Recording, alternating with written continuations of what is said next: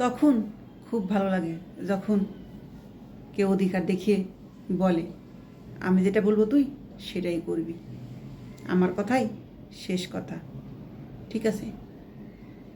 আমি যদি বলি তুই ওখানে যাবি না, তুই যাবি না।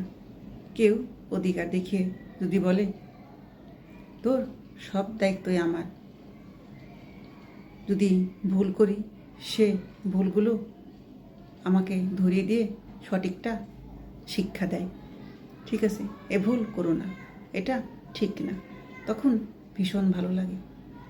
যখন আমার ছোটো ছোটো আবদারগুলো সে হাসি মুখে পূরণ করে। আমি অভিমান করলে আমাকে কিভাবে হাসানো যায়, অভিমান ভাঙানো যায়, সে সর্বোচ্চ চেষ্টা করে। তখন আমার ভীষণ ভালো লাগে। তখন মনে হয় পৃথিবীতে সুখী বুঝি শুধু আমি, কারণ এরকম একটা মানুষ প্রতিটা মেয়ে আশা করে, চাই জীবনে, যে তার ছোটো ছোটো আবদারগুলো, তার খুনসুটিগুলো ভালোবাসবে, পূরণ করবে, তার চোখ দেখলে বুঝতে পারবে সে কী চায়, তার কিসের অভাব। মন খারাপ করলে হাজারবার প্রশ্ন করবে, কেন মন খারাপ করে আসো, কী হয়েছে, সেটা জানা না পর্যন্ত তার আর ভালো লাগবে না, সেটা সে জেনেই ছাড়বে, যে করেই হোক, ঠিক আছে?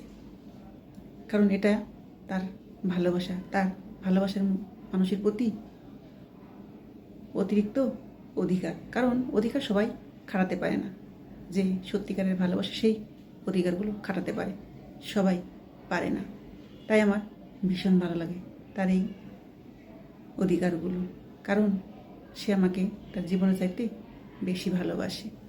আসলে মানুষ ভালো না বাসলে তার এই রাগ করা, অভিমান করা, তাকে এত অত্যাচার করা, কথা বলা, তাকে রাগের ভাষায় যা নয় তাই বলা, সে কিচ্ছু মনে করে না, আরও হেসে উড়িয়ে দেয়, বলে তোমার মাথা এখন গরম আছে তাই বলছো, যখন ঠান্ডা হবে তখন তুমি আমাকে ভালোবাসবে।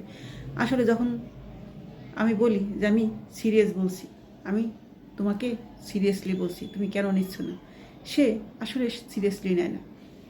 যদি সে আমার মতোই ওই সময়টা সিরিয়াসলি ভাবতো তাহলে সম্পর্ক থাকতো না, এত সুন্দর সম্পর্কটা কখনোই টিকে থাকতো না।